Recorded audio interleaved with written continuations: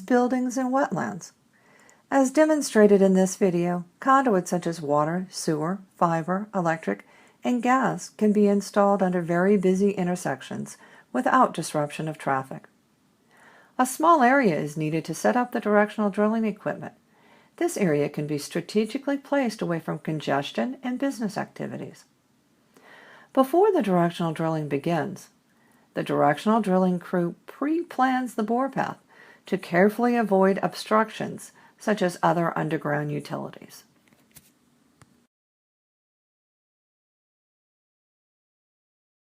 The horizontal bore begins with a directional drill bit entering the entrance pit. The entrance pit is used to contain and manage the drilling fluids. The directional drilling crew are in radio communication with each other throughout the entire process.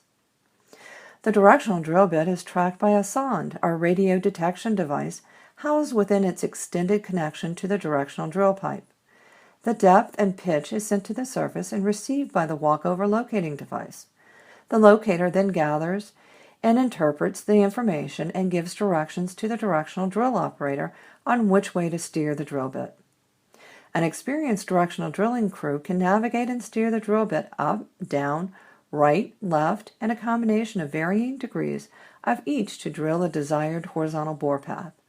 The drilling crew has the ability to determine the exact depth and location of the drill bit at all times. A typical mid-sized directional drill uses a 4-inch drill bit to drill a pilot bore. The bore path is typically enlarged to 1.5 size the conduit that is being installed. In this installation, the bore path has to be enlarged to accommodate the conduit, and a reamer is attached to cut a larger diameter hole. The reamer is simply pulled through the existing bore path to enlarge the hole. As depicted in this video, and as with most directional drilling projects, very little of the normal city activities were interrupted during the conduit installation. After the bore path is enlarged, the conduit is simply pulled into place by the directional drill rig.